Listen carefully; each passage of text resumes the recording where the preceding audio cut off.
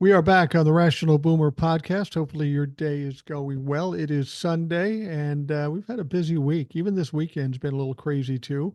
So, Will, who said he was going to wait till after the VP was picked, but he got chomping at the bit again, and he said, "Do you want to? Can I come back on?" I said, "Hell yeah, why not? You always got Yes. something to say, so by all means, come Yeah, back on." So here we are, Will. I appreciate it. Since this is Sunday, I'm going to say this. Um, this following podcast is rated R for language and description of behavior of a convict who does very horrible things.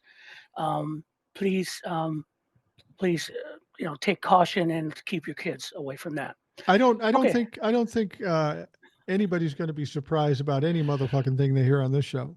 Oh God, no. It's been. I I fell into that NABJ thing with Yeah. Trump, just scrolling to TikTok, and he was on live, and I was like, flabbergasted. Yeah. I was just like, Gary Hart lost his political career because a woman sat on his lap, Right. and this man is openly racist and just a total. Let's be blunt.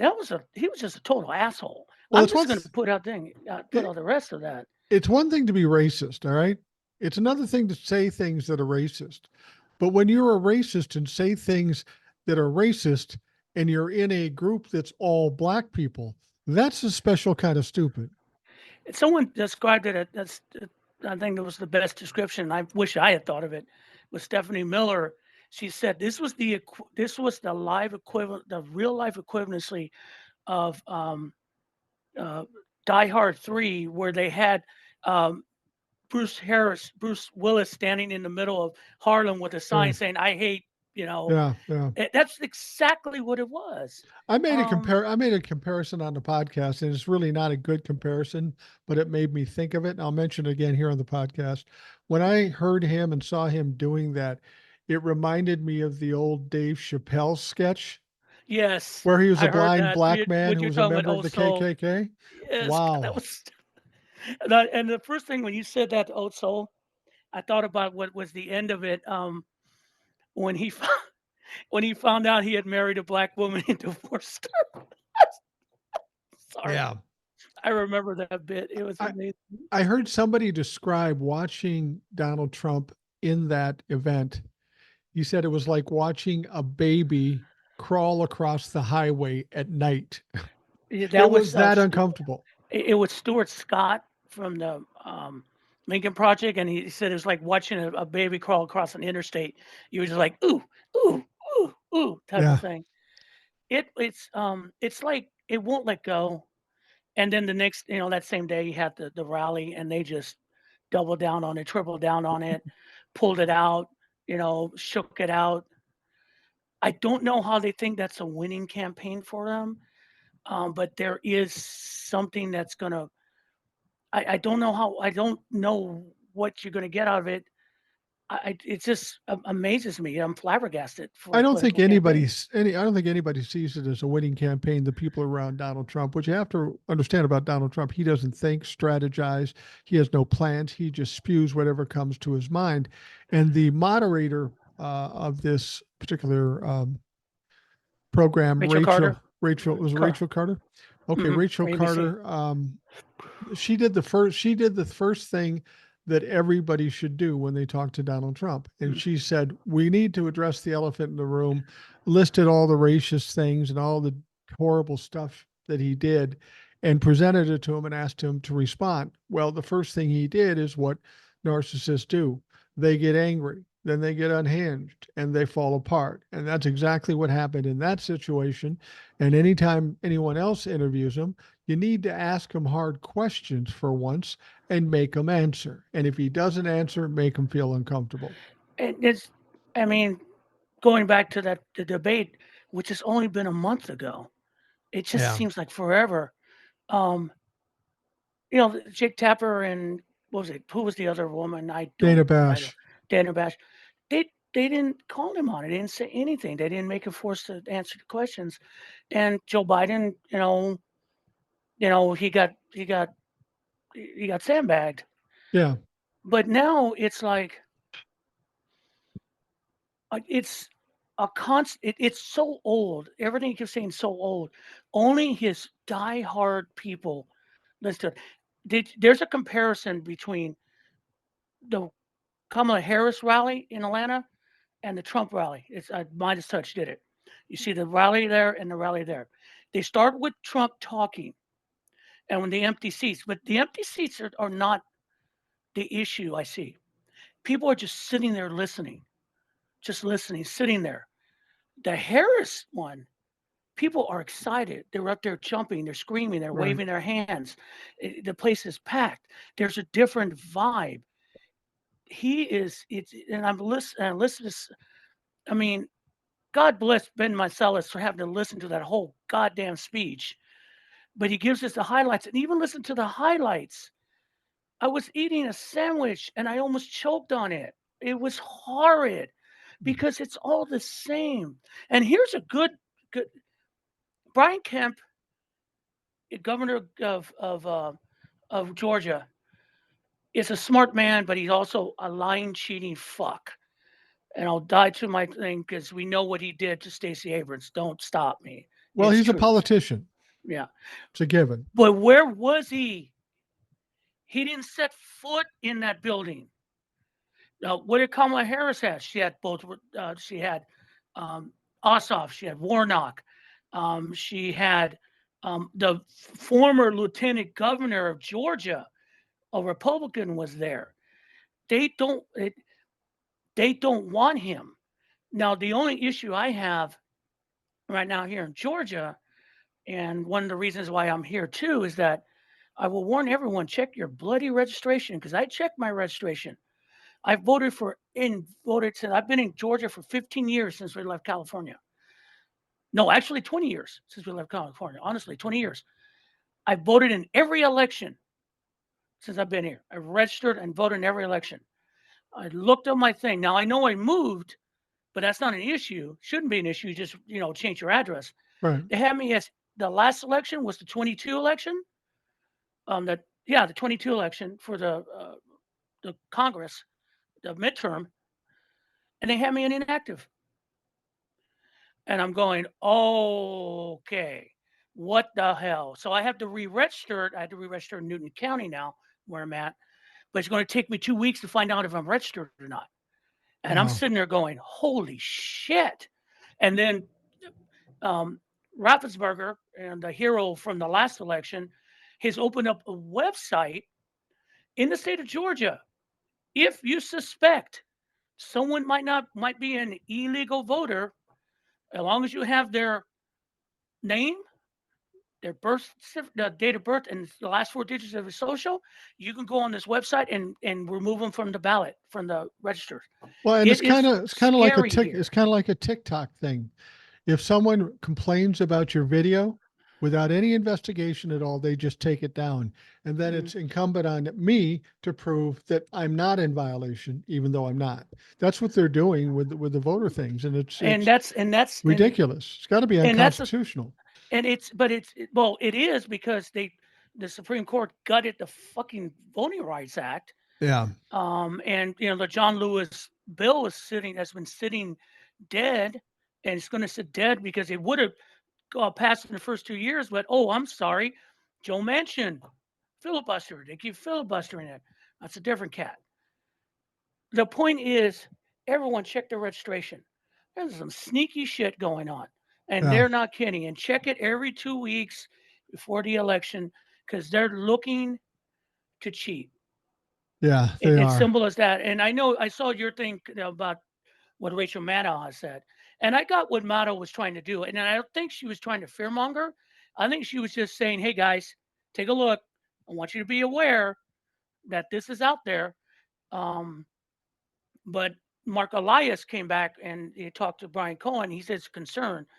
Cohen asked him what will happen. He goes, "Look, if it's a landslide and they do this, it's going to happen what a lot of these officials already have. They're going to end up going to jail." Right. Because if you don't certify an election which is your job, you violate the state laws and you can go to jail. This happened to Arizona. The biggest, I think, the best thing about the entire switch from Biden to Harris is that Biden was going to be close, and that's what they wanted, close. I really don't think they're going to get close. No, I I think think this is it's going going to to be be a it's, rollover. it's going to be a decisive win, and it could be a landslide. I really believe that. Um, and in terms of talking about what Rachel Maddow did, I lost some respect for her in that because, regardless of what she intended or not, she did create some fear, and she was kind of fear mongering. And I will just give people a heads up. We're going to talk about a lot of stuff here. Mm, Tomorrow's podcast, I have a lady by the name of Arlene. She's on TikTok as Arlene Unfiltered. She was a political science uh, professor, so she has some really good insights on that. And if you want to hear more about that, we'll talk about that in the next yeah. show. What I wanted to say about you mentioned the Atlanta things, and there was a comparison Mm, between the Atlanta rallies between Kamala and Donald Trump, and there was a stark difference in energy and in attendance too, because Kamala yeah. didn't have any empty seats. There obviously is a lot of excitement behind um, Kamala Harris. And you know what I think is, I think we've come to a turning point in this whole thing. For a long time, Donald Trump has been the dancing monkey, the one that's got all the attention because he creates whatever he creates, and he got views and attention. But I think, as you said, that's starting to get old now. You can't keep doing the same shit over and over again. And now we have all this excitement under Kamala Harris, and now the media's attention's going to the most new, exciting thing, and that being A- Kamala. And I think one of the things too, and I did a lot of public speaking in high school. I did a lot of public events in high school, a lot of people to speak to. But the one thing they always taught us, and then my advisors taught me, and what doing, we have a plan. You're going to hit. It's like writing an essay and a speech. This is your introduction. This is what I'm going to touch on. You touch on your points. You conclude by going back through it, and then you step off. That's what a speech or a paper is. Right, And you can interact with an audience when you stay on point. If watch a TED talk, they're like that. right, Because they go through it, they interact with the audience, but they make their points. They have point, example, point, example. You have the introduction we're going to do, and then conclusion. A Donald Trump speech is not a speech. no, no, it's not. It's a stream. It's literally Diary of a Madman shown in real time. And God bless Joe Biden. He kind of got away from it a little bit because he's gotten old, and I think it caught up with him. Um, he was doing it, but he wasn't effective because he was struggling a little bit with his age. Not again, we're going to talk about what happened the other day, but his mind is there. Oh yeah, It's just that, he's yeah, I mean, I'm 62, you're 64, 61, 4. 64. Parts of us don't do what we used to do. And when we try it, the body reminds, no, no, baby, that part's done. Forget it. And I think that's what happened with Joe. And I think in the final evaluation, maybe he was pushed, but maybe he kind of got to that point.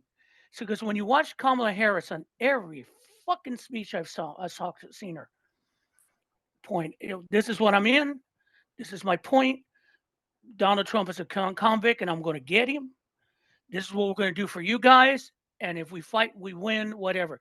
It's a. It's kind of the same thing, but it's in such a. She got up. What did Trump speak? What, an hour and a half of bullshit? Yeah, An hour and a half. Her speech was 10 minutes.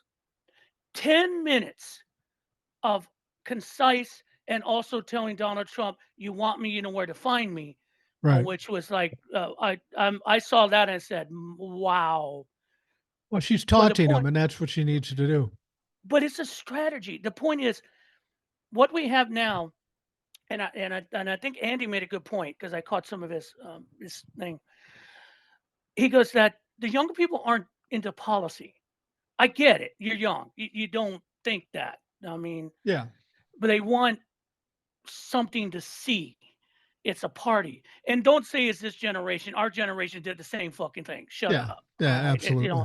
I mean, because I don't want to hear that because then just go on the lawn and tell the kids to stay off it. That being said, I was talking to my wife the other day about Kamala Harris. What is it about her? She has policy. She Yeah. talks about policy. But the one thing she talks about that was missing kind of from Joe Biden is the motivation is why she wants to be president and and how it is going to affect you. And also she presents it like a case to the jury. And if you watch enough SVUs or any lawyers, so that's where she's presenting it. Right. Listen how she speaks. She even in her speeches, and she's getting on. There's always she's trying to present to the jury, which is us, why we should vote for her side, Yeah. why we should elect her.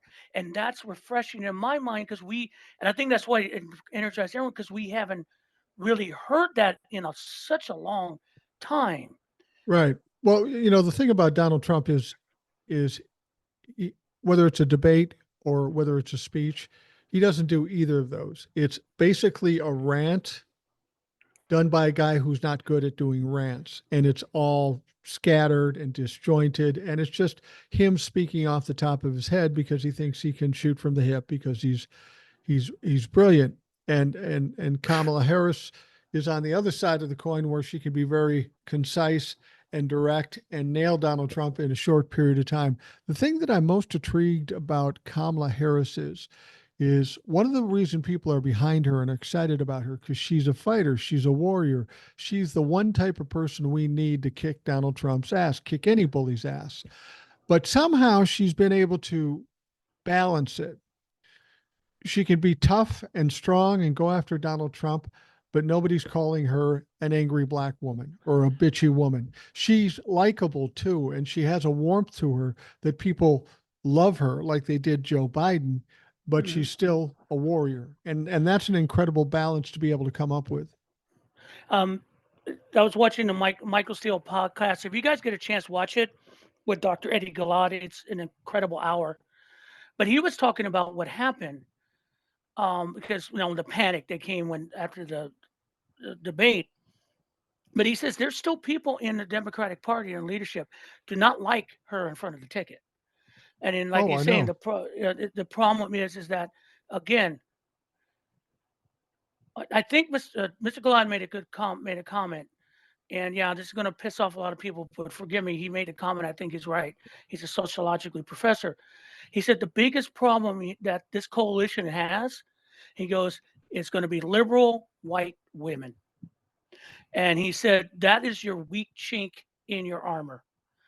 And Michael and he goes, I'm saying it and put it on me. He goes, no, Michael said I see it because I can look at the relationship between 2016, 53% voted for Trump, 2020, 56% for Trump. He goes, I'm making the connection. Sorry if you get upset.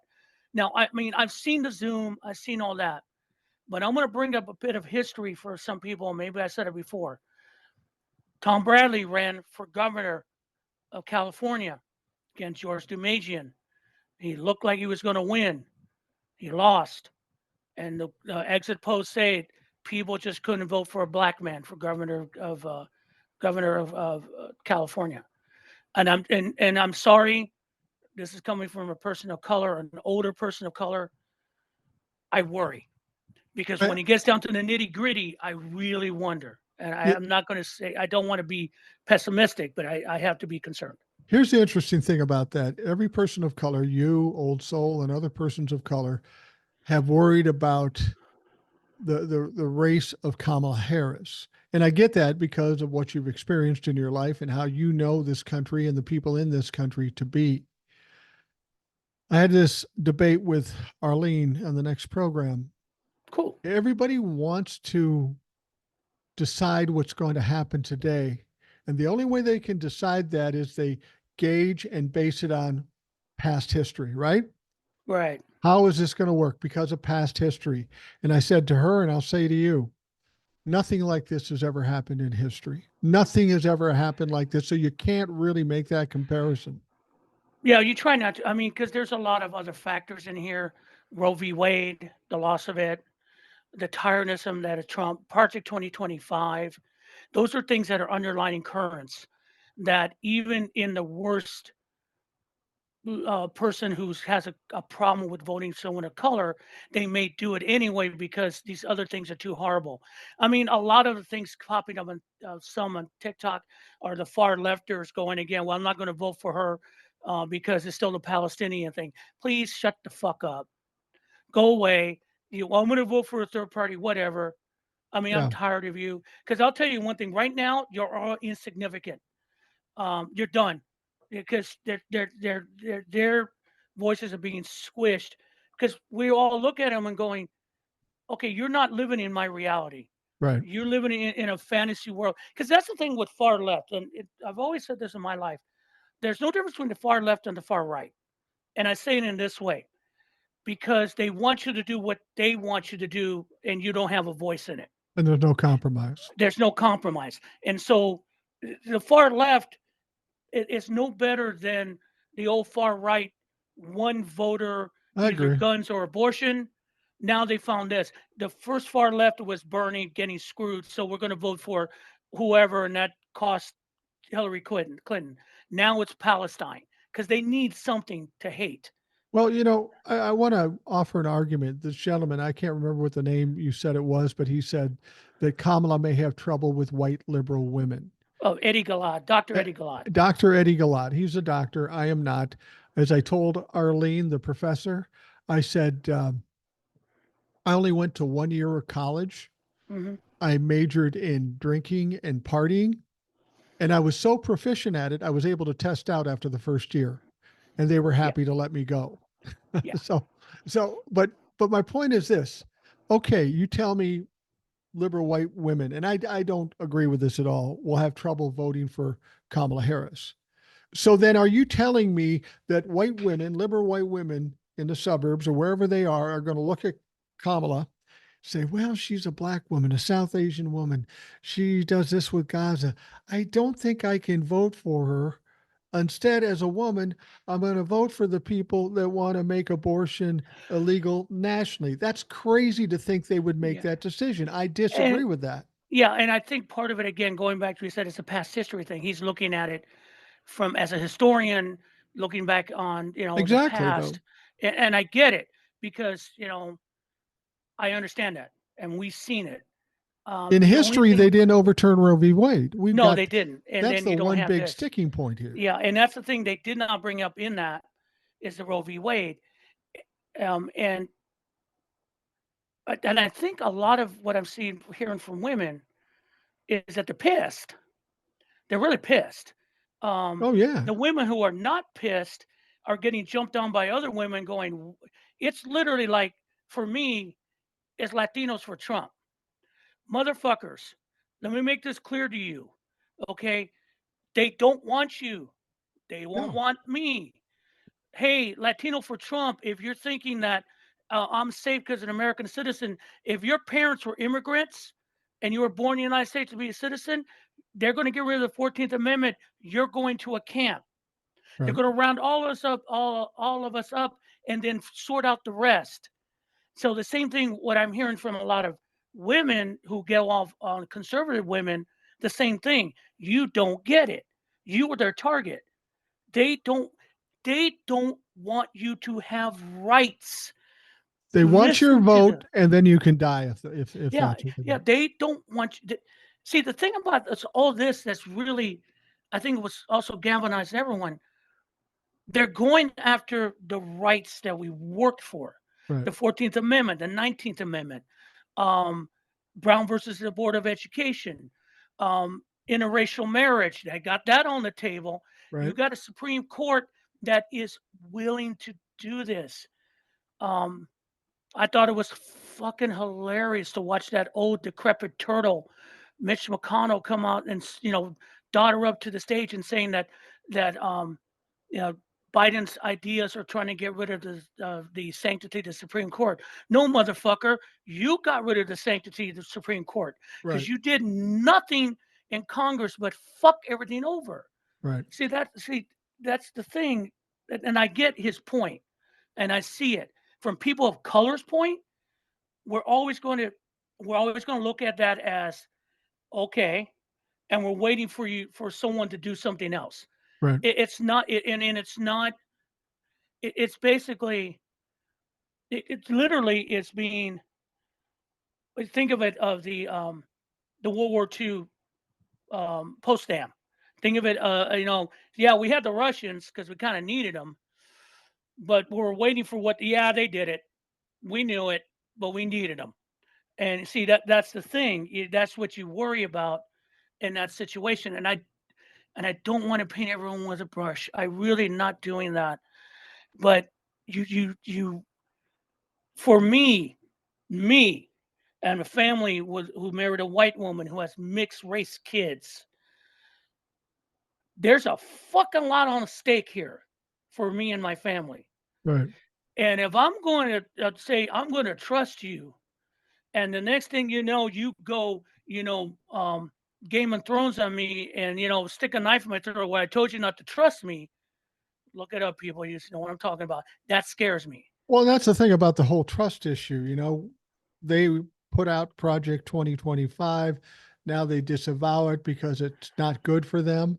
If Yeah, you think whatever. they're going to step away from it, then win the election and not bring that back, you're crazy because they Oh, yeah. lie to you. They always lie to you.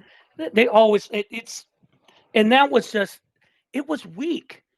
Yeah. It was so weak. Yeah, we're not going to think about it anymore. The guys, no, no. I mean, you just don't. We know that again. The other side too. The good thing about it is the other campaign is being run like the Iraqi army during the war. Yeah. I mean, it's literally incompetency after incompetency. And that's another thing that I brought up, and I did put a TikTok on there, and I got a little traction. That was right after what happened with the release of the hostages. Right. That was 2 years of work. Those were diplomats. Those were experts. There were CIA. There was Department of Defense. All these people working under the Biden-Harris administration to get these people together to do this, to lay this all out. These are experts. These are people good at their craft. Right. These are people Trump fucking hated. Um, they were extremely competent. And then also there's a matter of trust. One thing, and I don't know if this has gotten out, one thing don't people forget is that one of the released prisoners was a convicted murderer in Germany who killed a German citizen. The president sat with the chancellor of Germany in a meeting, and he told him, "This is the last linchpin. We need this." And the chancellor of Germany, knowing that he's going to get shit for this, don't tell me he didn't, said, "For you, Mr. President, I will do this." Well, That's power. it showed for as much as they said he needed to step aside, he couldn't complete a sentence. Um, that was a master's class on diplomacy. Not many people could have pulled that off, but Joe Biden did for as But decrepit it's as all people those say he people is. you saw on the TV, the Secretary of State, the National Security Advisor. They are experts. They are competent people. These are people that Project 2025 will flush out of government Right. for loyalists, sycophants to Donald Trump, because these men think for country first. And they did this. Now, were they loyal? Are they loyal to President Biden? Yes, but they were working toward a goal that benefited all Americans and saved and helped Americans. See, Donald Trump looked at it as a transaction, and he's still talking about a transaction. He's never congratulated everyone. He's never said in the last few days that Yeah. he's happy they're back. It's all about, I could have done a better deal. What deal, motherfucker? No one trusts you. Well, and the That's thing why is, they didn't he do said it. he said he could do a better deal. What deal? Well, and that's the point. He could have got him without anybody having us having to give anything back. And Joe Biden did the smart thing when somebody asked him about that. And so why didn't he? Because Oh, that was nice. Paul Whelan was taken into custody in 2018. Donald Trump was Hmm. still the president for 2 years. If he had the opportunity and he could do this, why didn't he? And that's the kind of hard question that needs to ask to Donald Trump, and you need to force him until he fucking But answers it. because again, incompetency. I mean, I saw uh, Fox is flopping like fish trying to get Yeah, Kamala Harris on anything. Oh, Laura, whatever that thing. Laura Loomer. No, the other one, Ingraham. Laura That used Ingraham, to. yeah. So she has a briefing book. Hey guys, the president and vice president get daily briefings for what's going on. She might be campaigning, but she's reading through daily briefings. She doesn't be up what's going on. She Right. had a briefing book before she addressed the press, and she was looking at it and going, okay, okay, okay. And so she was trying to downgrade or try to make it, oh, look, she needs a book. Yeah, because she reads the briefing book, unlike your orange god who wouldn't read briefs. He wanted one page and two sentences. It's competency in government. That's the one thing I think another thing we're seeing with Kamala Harris is fucking competency. This Yeah. is a competent person, and that's what we've been dying for. Well, the thing about it is that they were kind of Johnny One Notes in the sense that they kept talking about Joe Biden being slow. He can't finish a sentence. He's decrepit. All that stuff. That's the only thing they ever really had on Joe Biden. And now Kamala comes in, and they're trying to even still trying to do it, trying to catch her at a mistake or something like this, and they And can't because she's ultra competent. She's very clear. She's very cognitive, and she's very direct. The only person that's slipping here is Donald Trump. And I've been hearing yeah, about some of his recent rallies where he's slurring his words or going off on tangents. And and, now the and focus needs to be put on him because he's the old man that we have to question competence over. but the press is still doing Yeah. But they I love mean they're doing Kamala, their thing. though. I They will give love you her, that. but I think they know that they can smell a collapse, Yeah. and they don't want that because if there's a collapse, then they don't get their clicks and everything. They're not getting it now. People are not kind of so done with the mass media. It's Yeah. not even. It's kind of pathetic. I, I'm hopeful. I'm really one person because let's put it. So one asked someone TikTok brought a comment. What if Joe was still running, still the nominee, and that had happened? How would the press react? And he's saying, "No, it would have been great." No, I know what the press would have reacted. Oh, doesn't he look old? He Yeah. didn't sound right. Did you Yeah. see I how mean, tired he was at the airport? They would not acknowledge that. We know wh- this. Everyone knows that. whenever he did when he did the debate, they jumped all over him, and then when he did the speech and he was really good, they go, "Yeah, but he's still old." They Yeah, never gave him credit for the good things he did, and they attacked him for all the bad things he did. The one thing I will hope that the Democrats continue to do when you have somebody like Donald Trump, if you notice the last 8 years, the Republicans and Donald Trump have always been on the offensive. They're always attacking. And in order to combat that, you've got to attack as well. And the Democrats are doing that now, and Kamala is doing that now. But we've got to keep that up for the next 3 months. Put yeah. them back on their heels because that's the thing that gets them to fade away. That's the only thing we need. I mean, the weird thing was brilliant by your Yeah, governor. Your governor said just basically walked up to a bunch of dry grass, took a highway flare, and said weird, and just set that motherfucker off. That still just makes me laugh. And he did it on Fox News. yeah. He didn't do it on MSNBC. He fucking did that on Fox News. It And it's was amazing brilliant. how big a deal that became. I mean, that's a word that somebody in Minnesota would use about anybody.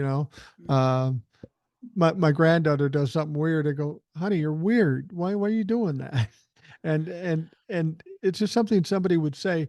But I think the reason why it hit home so much is because of the type of people we're dealing with, especially Donald Trump. They have an aversion. They are scared to death of being made to look different Because or weak or powerless, and that's what that does. they think that they're normal.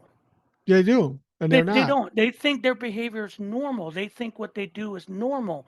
The rest of us are going. And the problem with us is just we get pissed because you're out.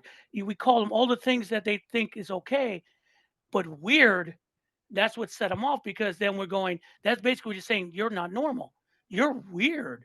Well, and all the things you could call Republicans, weird hits the nail on the head. Oh That is really God, the yes. perfect word to describe them. I mean, there are many things. They're dangerous, they're corrupt, they're criminals, they're insurrectionists, And they but they go, are yeah, weird. and Yeah. yeah, and what you call me weird? See, they'll walk through all those before, and they Did go, you yeah, okay, did, weird. did you see what Marco Yes. Rubio did? And they had Oh no God, now what? Marco Rubio tried to slap back on that weird comment. Well, I've had enough. I'm going to slap back. And this is what he said. And I started laughing as soon as I heard it. It's a guy who doesn't know how to play the game of put downs. But he said they called us weird, and that's not fair. They called us weird. So you know what I'm going to do? I'm going to say they're weirder. That's what I would have done in high school. And I said, yeah, that's why you never went to prom and got beat up in school because that's weak shit. And then you look around and go, man, that's weird. That's weird. That's weird because that's what it is. It's like you're weird. I just didn't even to do that. See, now that's what Kamala should do in a debate. You know how when Joe Biden said something and Donald Trump kind of got him by saying, I don't even know what the hell he was saying. I don't think he did. I think every time Donald Trump says something, Kamala should preface everything by going, well, that's weird, and then go off on Oh, her tangent. yeah, trust me, that's in the strategy. I was going to bring back some because you're talking about fighting and going back to the podcast I was talking about earlier. Um, the Dr. Gilad made a good comment. He goes, part of the problem with Democrats too is that going back to the foundation of this country, they always compromised with racist, Yeah, the slavery thing. Always, we didn't want to upset the slaves. We don't want to upset the racists because we need them. He talks about the compromises of 1850 before the war started for Civil War. All the compromises, think about it, all the Missouri compromises, all the slave compromises, because we didn't want them to leave. And he said, Fort Sumter happened anyway. right. His point at the end, he goes, you can't compromise with these people anymore. We're not doing it. You can't be nice to them anymore. No, It's done. You can't. That's the biggest thing when everything blew up with Biden leaving. My biggest fear was that everyone's going to be nice, or they just want to do the right thing and let everyone get a chance. And then again, it didn't work out that way. Thank the Almighty God, because it would have been coming up in Chicago would have been a nightmare. Instead yeah, of a celebration right, and showing what we're going to do, it would have been 1968 plus 10. It would right, have been horrid because people would always trying to compromise. We're not compromising there. There's the Dixie Chicks or the Dixie Chicks are back right. with the song I'm tired. I'm not ready to be nice. Now some of the conservatives are taking it and saying that they're being canceled. No, no, no, no. We all know the story. I've been there. I saw it. I lived it. No, they got turned out. Right. But that song was basically the biggest fuck you I've ever heard. And I think the best thing that I just hope to Almighty God they put them on stage at the DMC because that's the thing. We're not ready to be nice anymore. No, I'm done with it. I'm done being nice with you because all I get whenever I make a video or anything from these fucking maggots is just personal attacks, attacks about my looks, attacks about my weight, attacks about my possibility of being a woman. Um, it is insane. And I look at it and I'm going, this is the best you got. All right. I will tell you this, and I hope this makes you feel better. But if you were in fact a woman, you'd be the ugliest woman I know. Oh fuck, I'm an ugly man. Fuck that. I get it. I mean, I get it. See, the point is that it's just that that's all they got. Yeah, But the it point is is all that I they have. come back and just basically say, you know, it is, I'll give them a thing, but I don't even want to take time. I'm gonna just go block your ass because it's not worth it. Yeah, But the point is, that's all their characters are shot. they have no character or no empathy through human beings anymore. No, when I get in arguments, I get this all the time, and they just cannot understand this. If I'm talking to a Trump the fuck, and I'm strong about what I feel, and they get frustrated, and they say, why can't you see our side, and why can't you compromise? You only want your way, and that's it. I said, well, here's the deal. When it's the difference between right and wrong, there Mhm. is no compromise. You either do the right thing or you do the wrong thing. I can't do the right thing and part of your wrong thing and still be right. There is no compromise in There- between here. That's why I'm so strong about what I feel. I think you're really fucking wrong. Yeah, and it's like they bring. I mean, you watch some of those videos of the guys who talk to people outside Trump rallies, and you listen to them and going, "What happened? Honestly, what happened?" I don't. I mean, those people used to be the fall guys. Those are the people we kind of, they sat in the corner and we kind of, we called the police for a 72-hour hold. Um, what happened to them? I mean, Yeah, they look normal. They function. Why did they do? What happened? I yeah. mean, I mean, it can't be just Facebook. I'm sorry. It can't be just social media. You can't just blame it on that. That doesn't. That's there's No, it's not something. just here's what I think happened with these people. A lot of these people we have are either really dumb or susceptible to being manipulated. And I think what happened is, I explained this on another podcast. You got people that aren't the brightest people in the world, haven't been the most successful, and they feel like they've been oppressed by the government. And then some clown comes along and says, I hate the government too, and I'm going to fight against the government for you. And he's the only guy that's ever said that. So they get behind him. And of course, anytime the government or anybody else pushes back, see, they're still trying to oppress us, but he's fighting for us. That's a crazy thought. But I know how some of these people think, and that's really that base level. That's how they see it. There's a scene. I mean, I'm a big movie guy. Everyone knows this. I mean, I remember seeing the movie Cabaret. If you ever Yeah. seen it, and Michael York plays the lead. Whenever we talk about race and all that, and how people can talk about race like they did, the last few days have been insane. Is she black? Is she not? Oh, it's been insane. I think of that one scene where Michael York walks into the parlor of the rooming house he is, and there's a bunch of Germans talking about Jews, and there's one fat guy feeding his face, and he makes some unbelievable anti-Semitic remark. Um, and everyone around him goes, "Yeah, yeah," and he gets pissed and Yeah. starts yelling at him, and he walks out of the room. But they all look at him like he's crazy. Yeah. So those people in that room are MAGA Right. because they don't. We can scream at them as much as we want.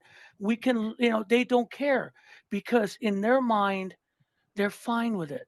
Your last video I saw was that Trump's going to drop out? No, he's not going to drop out. It's not even self-preservation anymore. No. Um, he just can't do it. And also, those people literally, if he dropped out, those people will never vote again. And honestly, they may go Jonestown. I wouldn't be surprised. Tell Probably me right. I'm wrong. I mean, because they're so into it, they might do it. And not. I mean, that's Well, what I said on TikTok is people have this rumor that since the polls are mhm. going wrong for Donald Trump, that he might drop out because he'd be too embarrassed to lose. And under normal circumstances, I get that. He's got that kind of personality. Just say, I'm dropping out. I would have won anyway. But the problem is the only reason he's really running is to save his ass, to keep himself out of jail. He must win in order to get rid of all these criminal charges and convictions against him. He's not going to win, but that's what he's trying to do.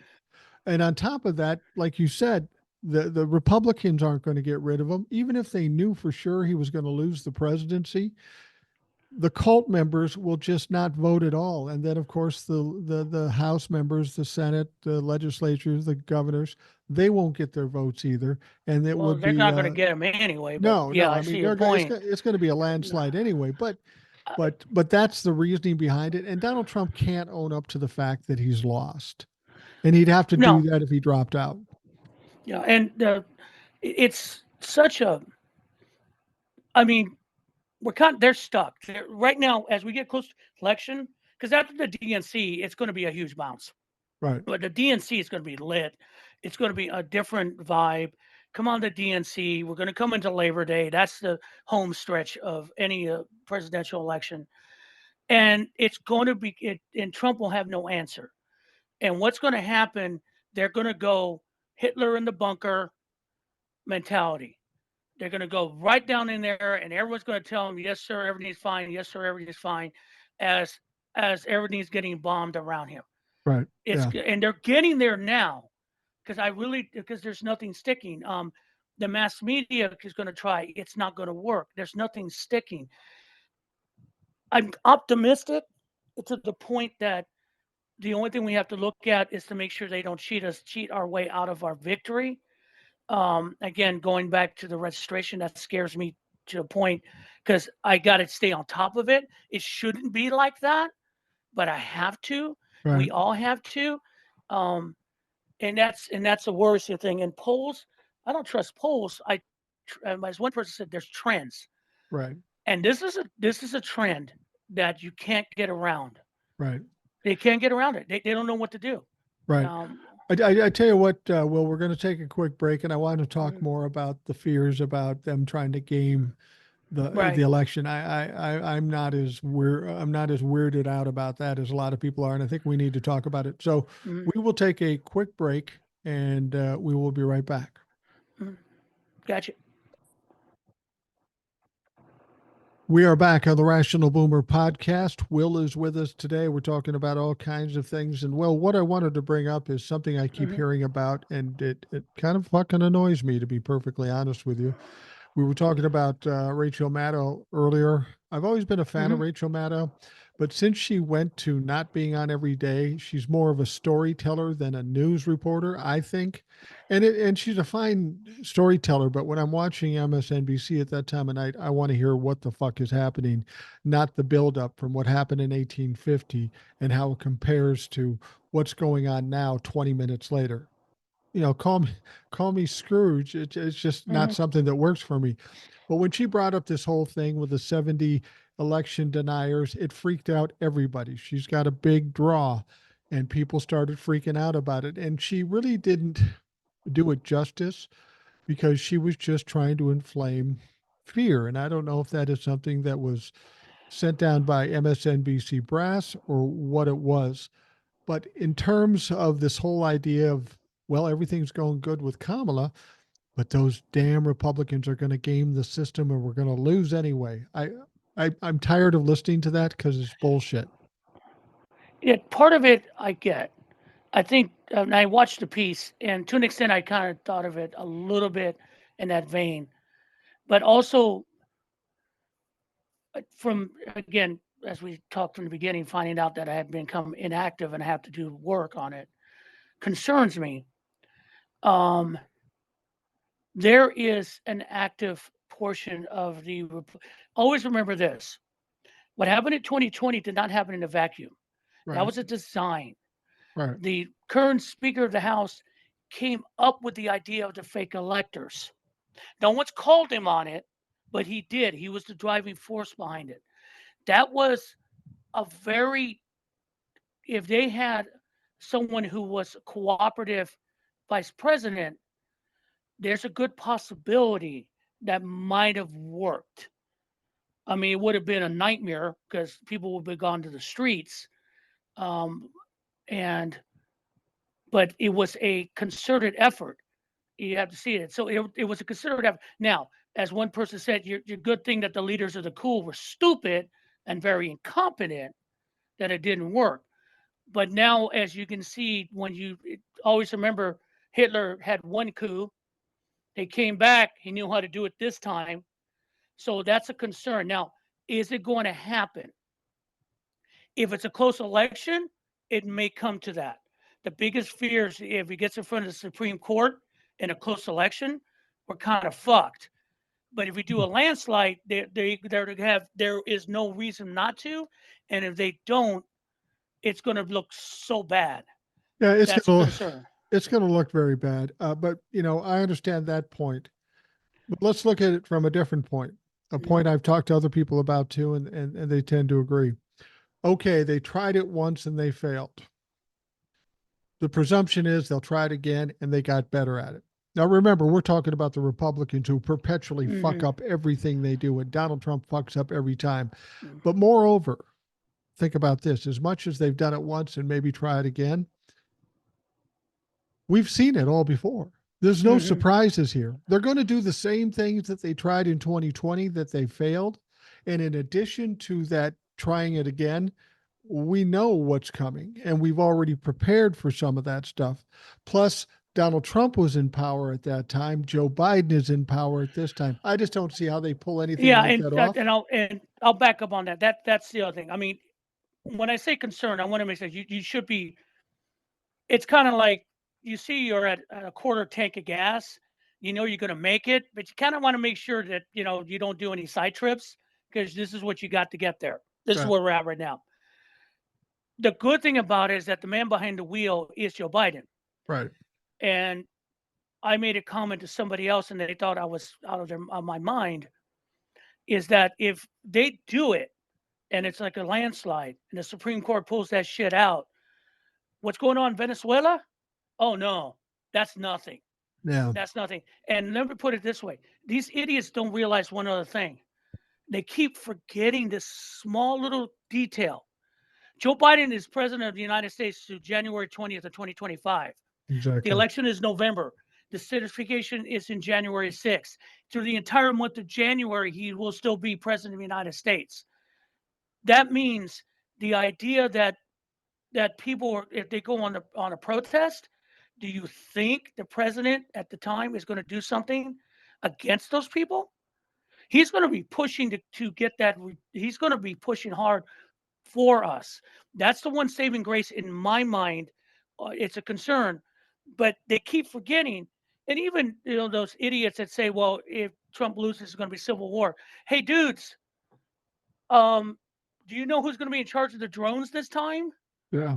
I mean, there's a blind spot on both sides. Okay. Well, there's one other aspect that you forgot about, is that not only is he president until January 20th, 2025, he's also got immunity. And people will say, okay, Joe would never do anything bad. Let me tell you something. If we get down to the election or the certification and somebody's trying to overthrow this country, Joe will do whatever he has to do to save the country, whether it's deemed illegal or not. But he's got immunity, so it doesn't matter. Yeah, He's not running again. He's leaving.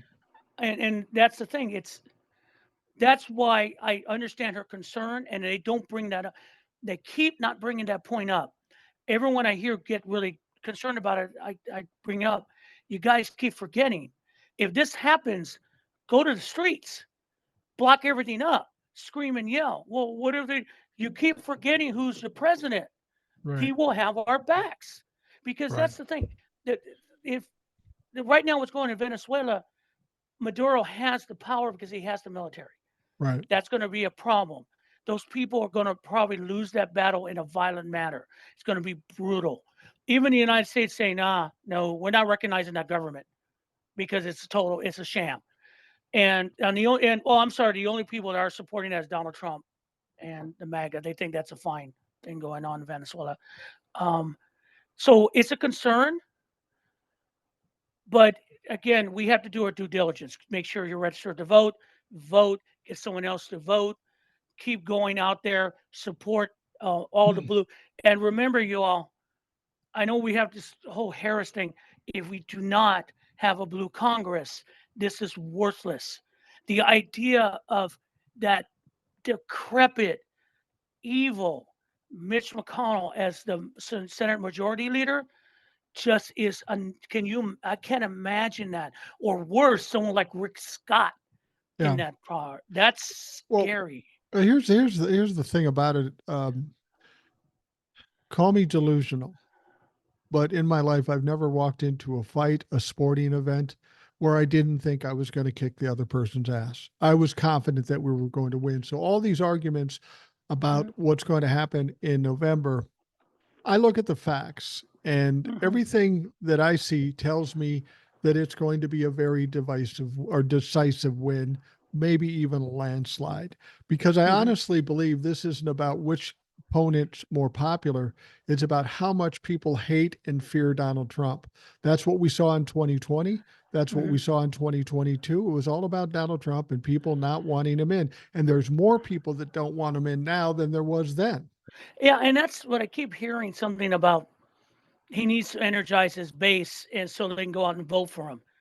If I last checked, 20 million boomers died. Yeah.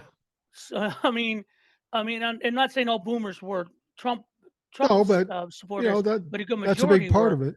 And then 40 were replaced by what, 40 million Gen Zers Right. who are a little bit different than on and their political views and race and relationships and all that.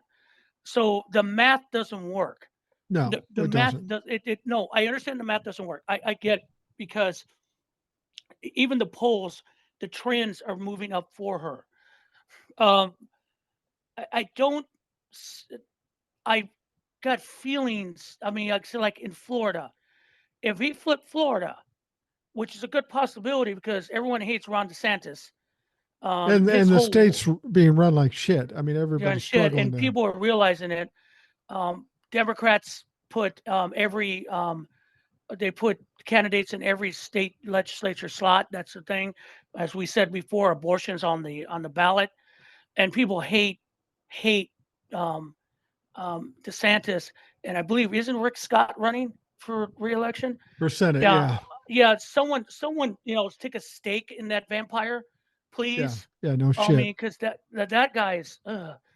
But I think Rick Wilson made a good comment about watching Kamala Harris, and he says, "I'm watching her, and this guy goes way back.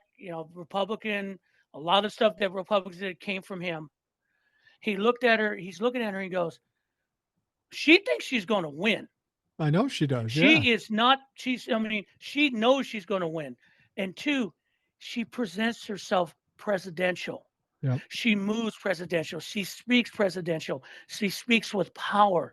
He goes, that means a lot. He goes, well, that's why a lot of people are gravitating because when she moves, when she talks, it's power. And it's good power. It's presidential power. It's what you want your president to be. And that's the thing. I watched, maybe for the first time, Donald Trump move, his movements, the way he hunches, the way he, don't be say, he waddles. Yeah. Well, he's got Um, to show. You got to be fair. He does waddle, but not necessarily because of the fact that he's infirmed, because he's got a full diaper. Cut the guy some slack. uh, okay, I'm not going to get that vision out of my head for the rest of the evening. Um, but but he's not. He never was presidential in 2016. Never. I mean, I don't know.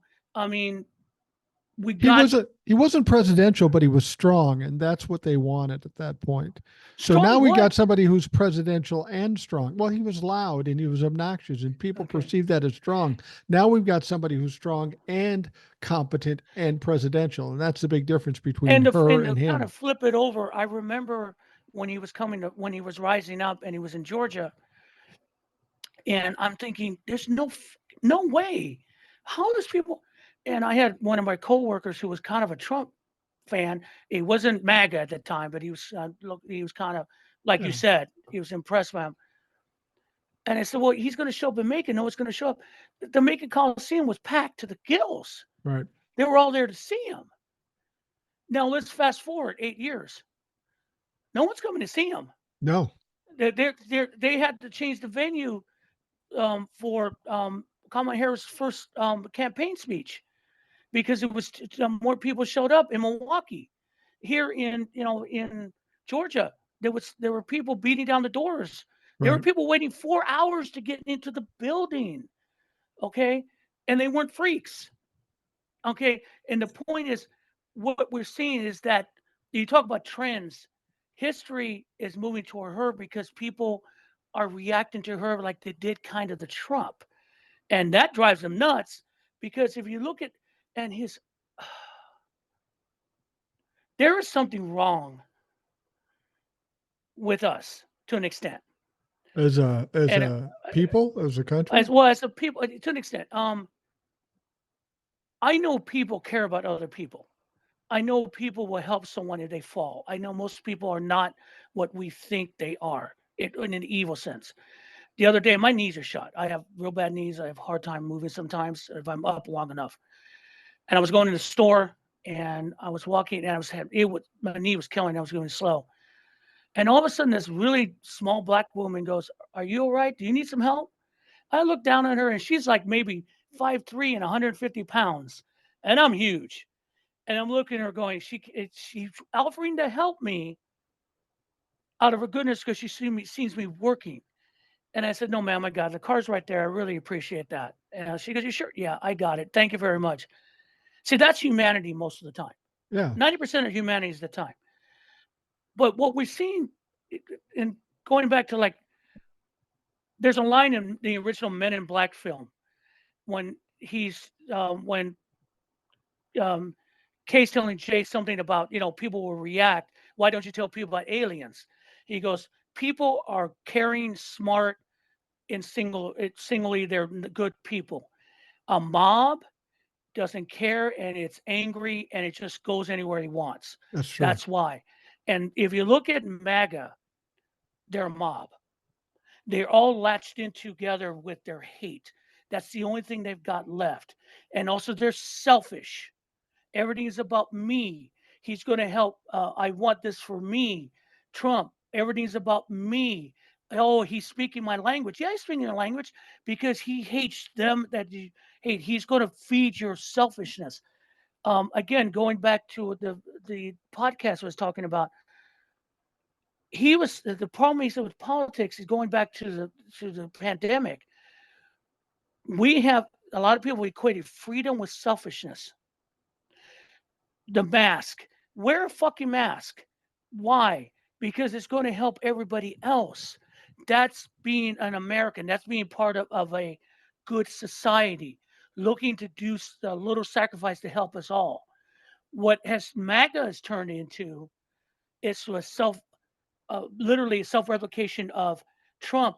What do I get out of it? Right. Why do I need to do it? What do I get? And it goes back to go to the message of John at JFK. It's not what your country can do for you, what you can do for your country. That's selflessness. That's thinking ahead. Um, I don't agree with Michael Steele commented that we ever got into the war, people would still be selfish. No, I don't buy that. That I don't. No, when Americans will stick together most of the 100% of the time when pressed to the wall. I disagree with him there. But in this fight right now, we're fighting a group of people who are in a mob, a group of Right. people who are not thinking like a normal human being. And it's sad because you can watch those people attack other people or make other comments.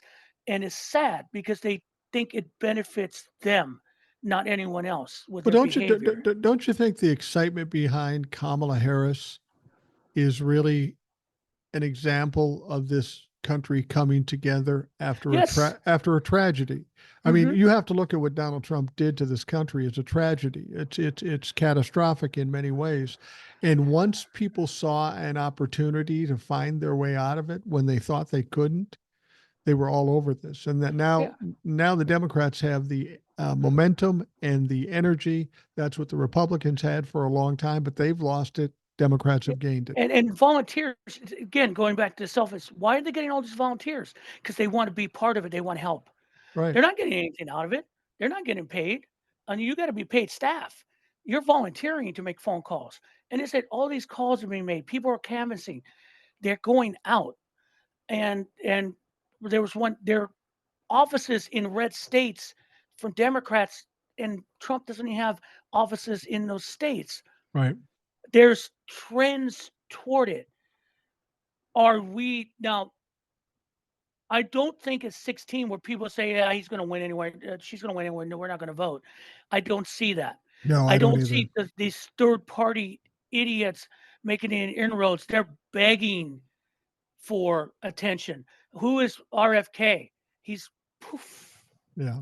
He's gone, and because I think the idea is that maybe for a little while we literally can think of everyone else but ourselves. And those of us who've been drowning in this miasma of hate and selfishness and my God, what is fucking next? It's almost it's a relief to listen to get the idea that we can be through it in 90 days if Right. we stay on track, if we don't get um, distracted. Because Right. I believe in the American people.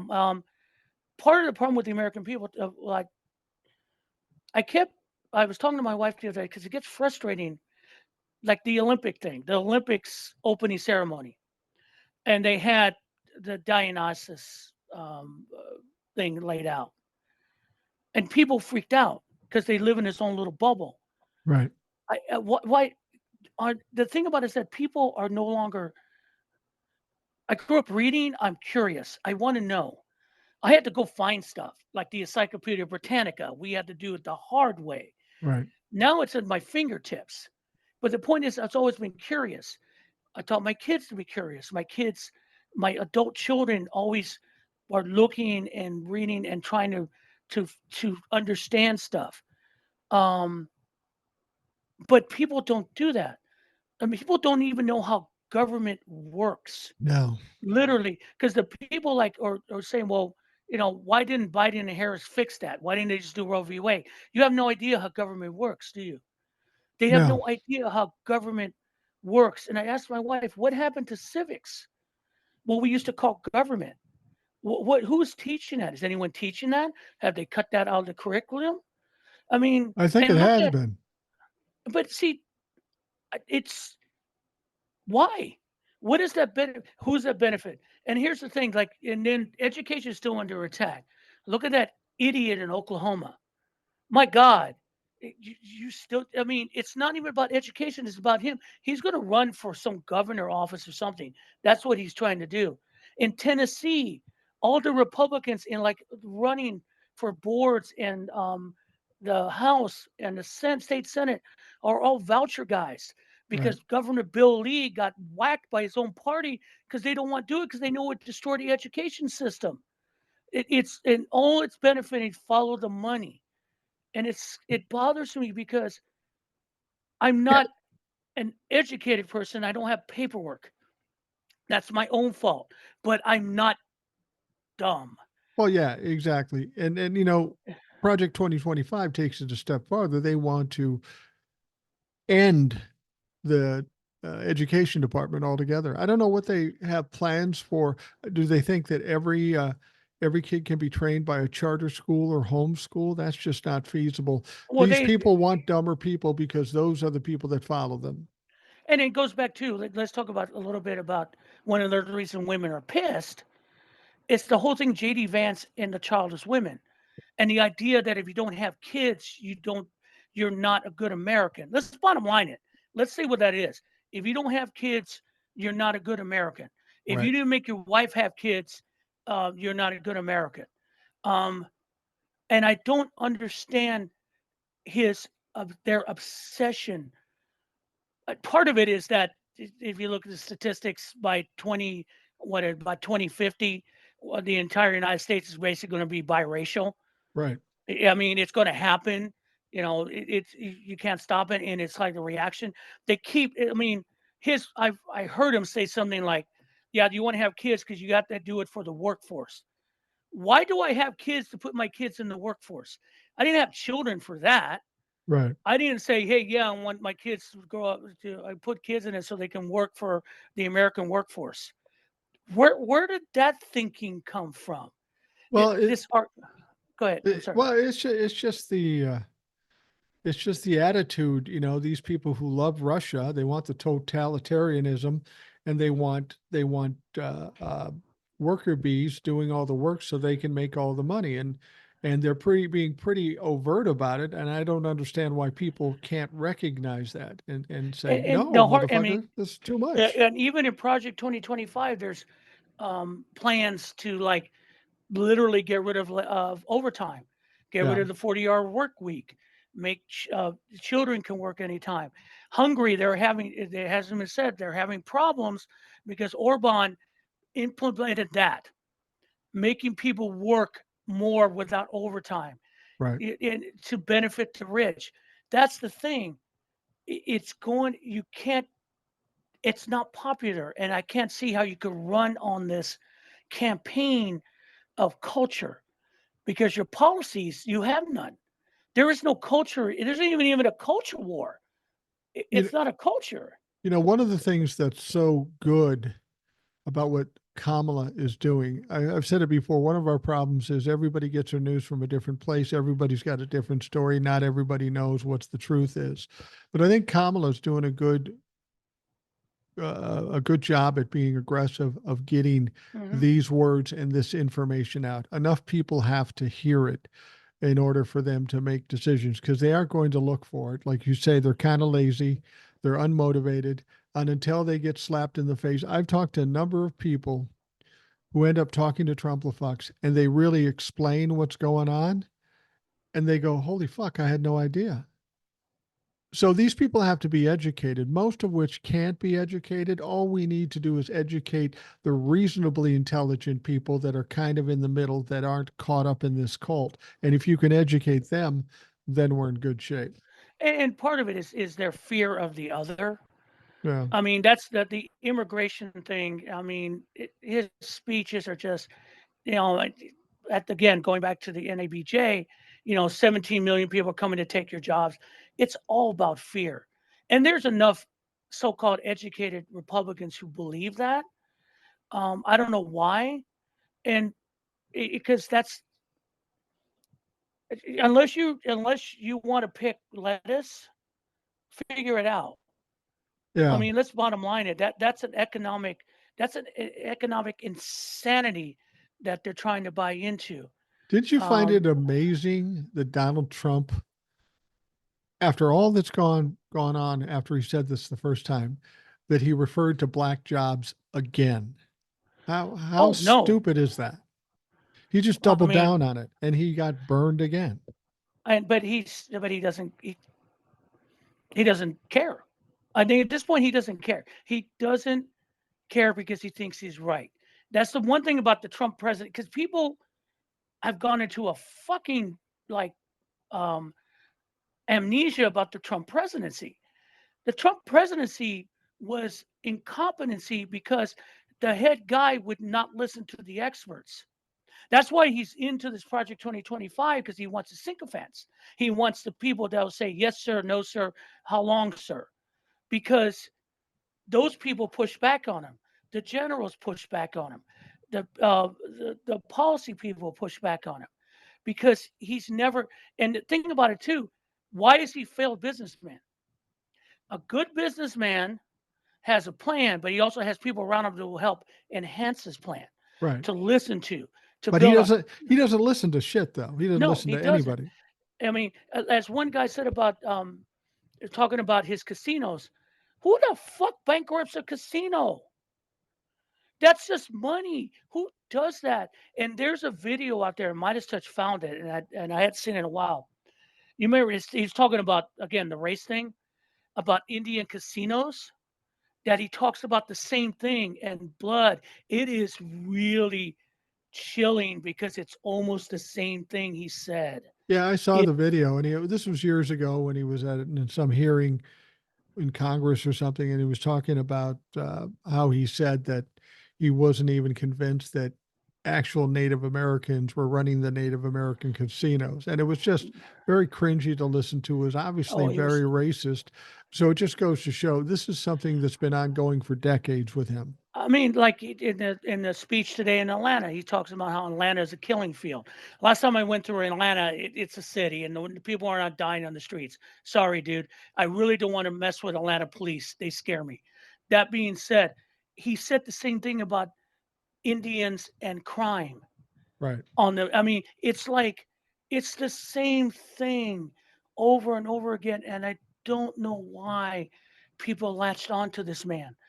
I don't get it. I never will get it He through all talks. He these still decades. talks. He still talks about Minneapolis after the Oh yeah, George he that Floyd was in the riots. speech too. George Floyd, right? He acts like this is Mad Max up in here. It's not.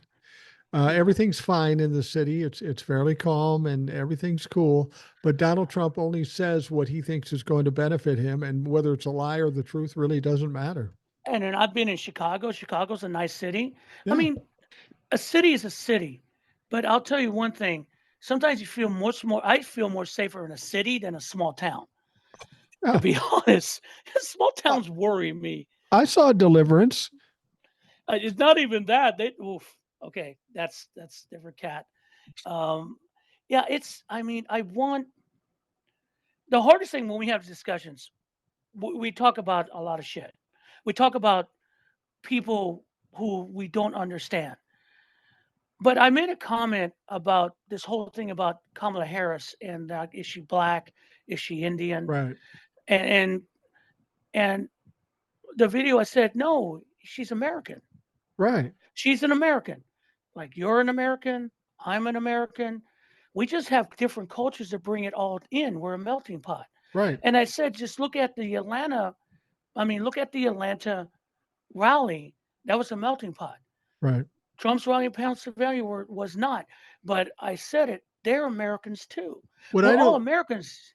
what I Simple as don't that. understand though is they were saying, is she really black? She's not really black. Well, she is really black and she really is South Asian. But if she wasn't black, so what? What's that got to do with anything? It's because there are some people within the black community kind of use that, but those are the people we try not to listen to because it's kind of like for me being Hispanic and being Mexican and Puerto Rican. Yes, I don't speak much Spanish. Oh my God, dude, the shit you get. I mean, it's like that. I mean, I didn't really pick it up. Parents didn't want to teach it because they just want me to struggle like my mom did, my dad did. But the cultures that I had, the things that I experienced are part of my life Right. that I shared with a lot of my friends who were white, and it's all became part of it because I didn't see it as it was part of who I was, and I was proud of it. There was nothing to be shameful of it. The problem with these new people, they want everything to be the same, always the same, and they want certain people to be in control, so everything's the same. It's scary in that sense. Now, Will, I can feel your pain here because even though I'm an old white guy, I'm of Mm, mixed heritage too. I'm part German, which is a smaller part, but I'm also part Norwegian and Swedish. Now, here's where the problem comes. I don't speak Norwegian or Swedish at all. right. But here's the most devastating thing. In spite of the fact that that is my heritage, I can't fucking stand lutefisk. If you've ever had lutefisk, that's the worst shit ever. Isn't it that dry fish kind of No, thing? it's fish that's like boiled or cured in lye. So when you finally eat the fish, it's kind of a gelatin substance covered with some bland white sauce. It's just I some nasty shit. I I think I saw that on Anthony Bourdain Oh, fuck. show. It was hard. Now that's a survival thing. But there's but that's the thing. It's like part of the problem I think with what's going on with the evangelicals and everything is just that they're so afraid of seeing the other or so afraid of everything else that they divorce themselves from joy. You Yeah, cannot be on watch all the time for everything. You right. cannot not enjoy anything. You you can't do that. It's so you can be a religious person without being a tight ass. It doesn't they're not they're not one and the same. There's no joy. Right. This is something going back to the election. There's so much joy, and there's more. You can laugh and you can talk, and I think that's a lot of missing with a lot of people's lives these days. You don't take time to enjoy anything or enjoy anything new. I mean, when you see something new, or you taste something new, or you go to something new, or you want to look for something new, or you read something different. I mean, people, for once in a while, go to a bookstore, look at a book, see if or even online, look at the cover and say, that looks good, and just get it. Don't worry Right. about it. Just do it. I've done that a couple of times in the library and found, damn, this Yeah. is interesting. And I think, you know, we talk about politics, and sometimes I bring a lot of social stuff in. I know Old Soul does it too. And by the way, Wild Child is going to be step black. She's She already she's is. She she is already step is. black. Um, and I could hear. I mean, she's going to have an interesting life Yeah. now. She'll have a better Um, life than what it was in the what it beginning was, because of and Old that's the Soul thing. and her And think family. about that. She got in that life that's repressive, because they want you to be here. They don't want you to expand. They don't want you to see anything different, Right. because it threatens. There's an old science fiction story, I never forgot this, about this stranded party. They were stranded for decades. And this guy kept saying, "Don't worry, they're coming to bring us home. They're coming to Earth." So there was actually two generations that grew up, but this guy told them stories about Earth. And finally, rescue came, and they were going to leave, but the guy didn't want to go because it meant releasing his power. Right. And so and he goes, "No, we'll stay here. We don't." And the rescuers are going, "What?" And finally, the people revolted because, "No, we're going home." And he stayed. And then at the end, he realized that his own selfishness, what he wanted for so long, he lost. He wanted to go home, but he was so locked into his own selfishness, he forgot. It's kind of like And that's what we're, it's yeah, kind of go ahead. like the Sorry. people being in prison that just go back because they feel more comfortable. Yeah. And I mean, that line from Shawshank Redemption, I don't know how I can go out. I don't know if I can live on the outside, Andy. I've been in too long Right. because I don't know how it functions. Right. But that's the thing. You get so wrapped up in your own selfishness and what you want people to be in this one track, that when they bust out, you're totally shocked and offended. But it's for the best of them. It's for the best for them. It's a scary thing to leave. What we need to talk about, because we're literally hours away from finding out Hmm. about Kamala Kamala Harris's choice for vice president. They're starting an event on Tuesday, so sometime Right. between now and Tuesday, she's got to come up with an answer. We're talking literally hours. We've heard a lot of different things. I put myself on the line. I was making a prediction just based on what I've heard and what I've known. I'm curious, what are you thinking with the VP? Well, that I saw that they had was watching some news piece. They had I think whoever was doing the vetting had brought in paperwork to the Harris campaign, and they're going over the vetting paperwork. I'm kind of leaning now, from what I hear, toward Andy Beshear, and because I think they want to leave Shapiro where he's at. Mark Kelly might be too old, and Beshear gives them. I watched. He came to Forsyth, Georgia. Mm-hmm. Forsyth, Georgia is so freaking red, it's ridiculous. But he had a speech to Harris supporter in Forsyth. I saw the speech, and the first thing out of his mouth is a good old boy going, "This is not the first time I've had a speech out of the back of a pickup truck." And I'm going, "Oh, you set this boy loose in the South, in South Carolina, in Florida, in North Carolina? That could be, I mean, because if you think about it, he's going to win Pennsylvania, probably going to win Arizona. Yeah. But if you could flip North Carolina, if you could flip Florida, If you flip a red state, even South Carolina, because of him, Yeah. that's a bigger win. Yeah. Um, that's what it's kind of feels that way, but That's I a mean, that's I a wouldn't be surprised if that's a anyone else. reasonable guess, and I've been playing with it in my head too.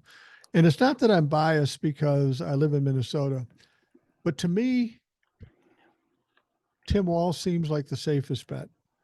Because if they pull him out of his spot as governor, he's already got so much shit done, kind of like what Mhm. Joe Biden did in his 4 years. They pull him out, his lieutenant governor takes over.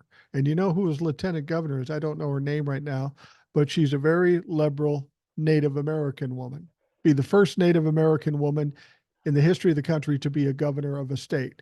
So I feel comfortable with her coming in as far as And maintaining the then liberal isn't aspects. am I right? Minnesota's like a 10-point lead for her. That's a done state. There's Yeah. no way that No, state's not going anywhere. yeah, they're not going to, it's not going to swing the state to Kamala. But as I've said before, is that as big a deal as it once was? Because when Obama picked Biden, it wasn't because he desperately needed Delaware. No, you just need. Yeah, Walsh is Walsh He's is just safe. like He's a safe bet because he's so clean. Nobody's going right. to come out of the woodwork against him. But the only thing with Walsh is at his age. He's looking old. I'm not saying he's old, but he's got that. He's the same age as Kamala. He's 60. And that is He had a something. hard life Well, no, he's in been a teacher. Minnesota. Damn. It depends on when he's cleaned up. If he's just wearing his t-shirt and stuff, he looks better. Mark Kelly is 60 years old too. If Yeah, age is a consideration, then Andy Bashir or Shapiro. But Shapiro's got some issues too. First yeah, of he's got a all, lot of issues. first of all, the Israel stance that may come back to bite you. I heard another thing where there's some women's group kind of protesting against Shapiro because there was some sexual harassment in his office and they didn't think he handled it properly. I don't know if that's a big deal, but it's a short time to try to fix that the next Well, three I'm pretty months. sure they did a lot more vetting. They're doing a lot more vetting all these guys than they did with JD Vance. Yeah, guaranteed. I'm pretty sure there's going to be no couch fucking in anyone's past here. Um, yeah, I mean, I could see Walsh again. He could be. He's also be a competent president if God forbid anything happens. Yeah. He's already proved that in Minnesota. Bashir is the one thing I like about Bashir. When you win governorship in the state of Kentucky twice, in that state, it's impressive, But especially when you got that decrepit turtle running and pushing against you. if you pull Bashir out, are you ever going to get another Democrat as a governor in Kentucky? That's what I'm worried about. I think it could be. How do I put it succinctly? It's kind of like it's like when you sacrifice a piece on a chessboard Yeah, to get into bigger piece. right. It might be that, and you might have to replace it later on. If the trends keep going the way it is, it might not even matter. Because I can't imagine how much longer Mitch McConnell can hold on to No, the power base he has. Even his own people. I mean, that's the thing. Mitch McConnell has when he passes away, his epithet will be not as a senator with a person who risen to much power as anyone could have, and what he did with it. He's going to be the word's going to be obstructionist. well, and I think we have to consider too. A lot of people don't talk about this, and maybe I'm just foreseeing something that is or isn't going to be there. If we have what happens in November, a landslide or a decisive win for Kamala Harris, and the down ballot goes, the Republican Party's in a weird position. They can't continue like they're going now. They're going to have to change up everything. So, for my money, after the election, that weakens the Republican Party dramatically, and Yeah. it may have an impact on the down ballot people too. This is coming from years. Everyone's got to remember this is not MAGA is not a sudden thing. Well, there was the Tea Party, and now Yeah, MAGA, all the and same. but you go back even further. Republicans were always trending to this. Um, they've always used race. They've always used economic because there's never been a successful economic Republican president. Right. Reagan for a while, but everything fell apart. Right. I mean, the Bushes were never economically because their economics never worked. And then when Democrats fixed it, people people forgot what they did. It's that same Right. thing. And then they brought in, and so when the economics were failing, they brought in the culture war. And then when Obama became president, it was just straight out Tea Party racism. Tea Right. parties were just racists that Right. moved into MAGA, and because they had no, and if you go back, you even go back to Newt Gingrich in the '90s. That's what the beginning of that shit was too. Right. The party has been slowly dying on the vine. They've just been holding on because we've let them. The But Democrats have always let them. but They never fought. after November, don't you kind of believe if it happens the way we see it, it's the death, the last gasp of the Republican Party, and everything They're has going to to become the change? Tories. They're going to become Yeah. the Tories. They're going to become the far right in France. They're going to become a lot of the far right you see going on right now. Right. The mood is, and it's not normally progressive. People keep forgetting or keep thinking it's liberal, progressive. No, it's common fucking sense.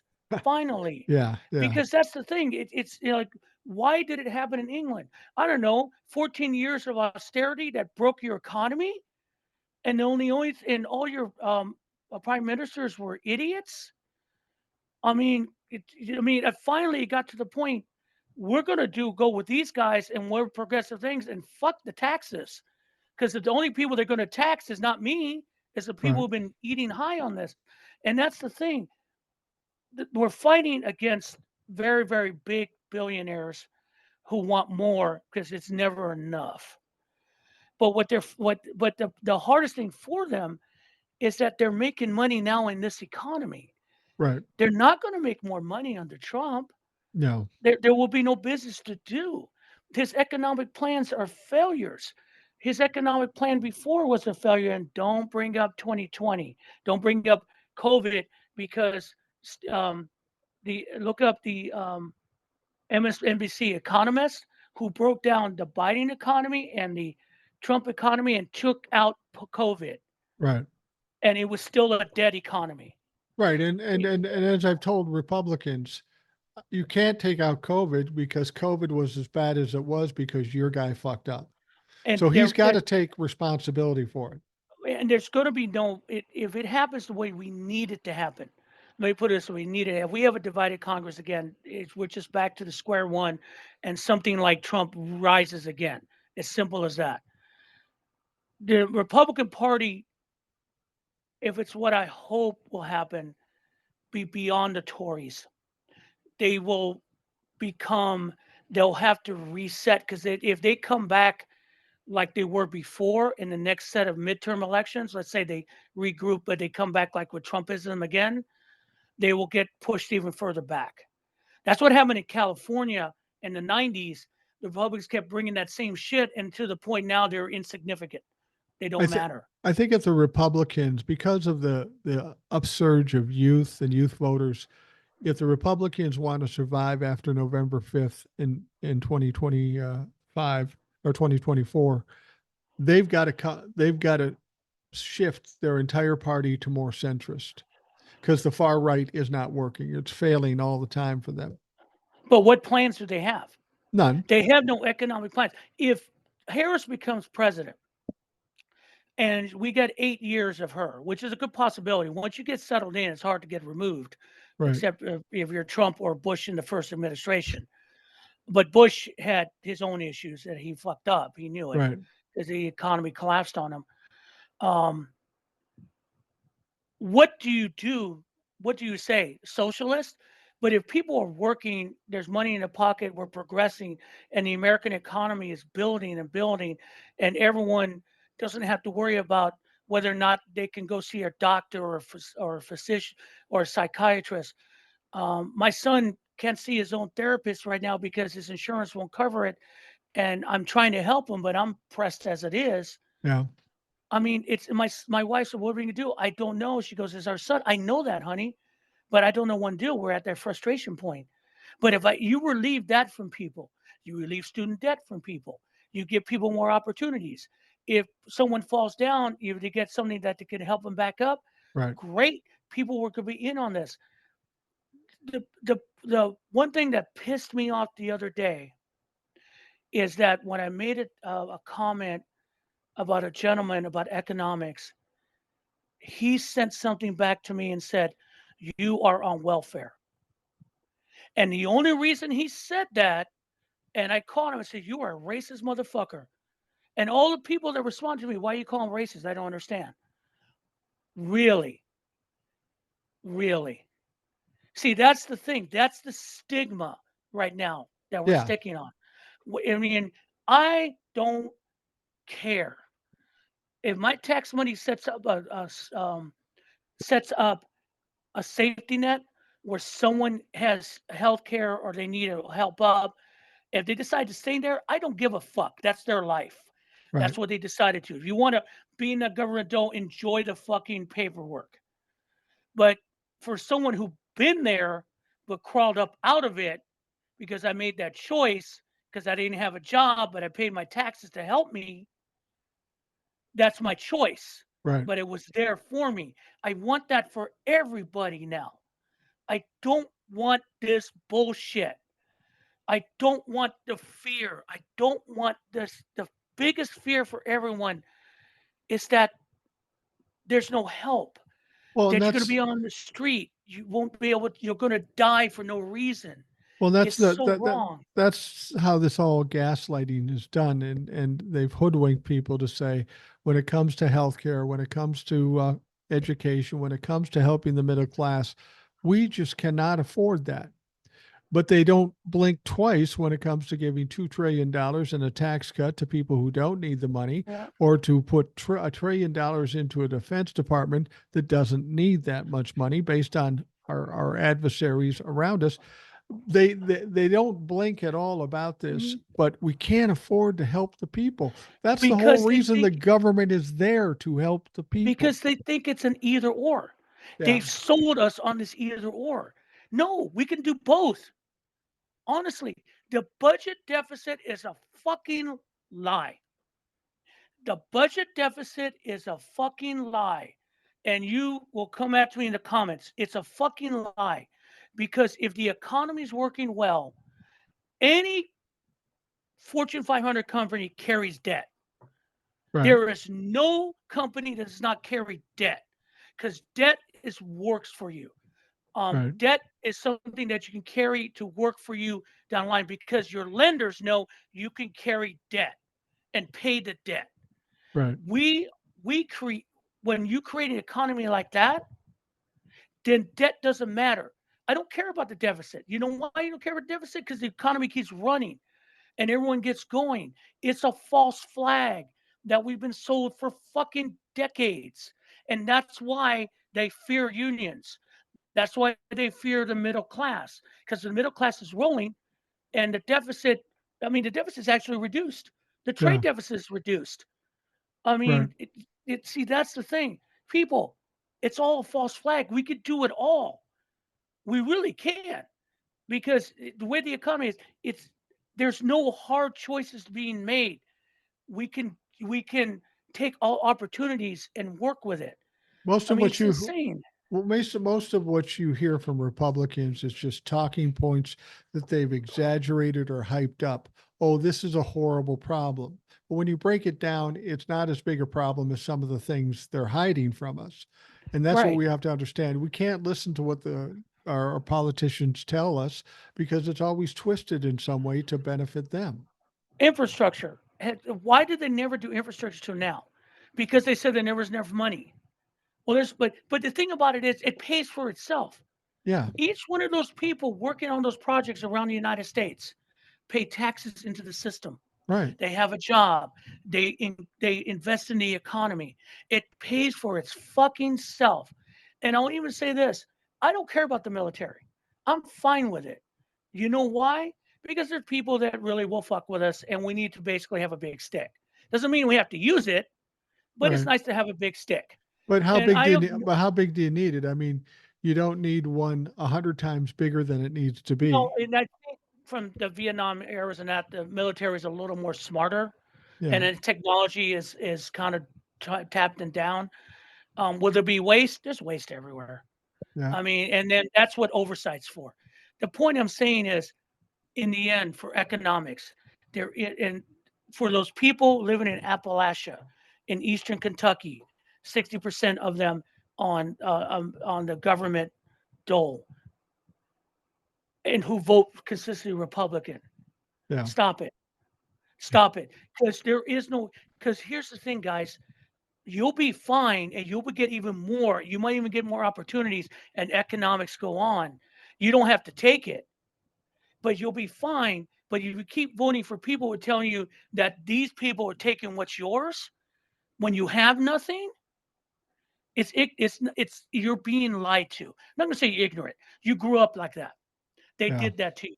You can get away from it, and that's the thing. In the end, for all of us, if we look at what's best for all of us and not for me, going back to the theme of this whole bullshit lately, that means I don't mind paying my taxes because it's going to benefit everyone and myself in the end. Exactly. Libertarians grow up. I mean, the rest will grow up. That's not a bad thing. No, no, I it's mean, not. think about it for a while. And I know people, no, but I I don't see how thinking that I need to get mine, fuck you, ever works. No, It never does. it never does. We need to wrap things up here for the Yeah, Rational Boomer thank you. podcast. Will, thanks for coming by again and straighten our shit out. I appreciate it.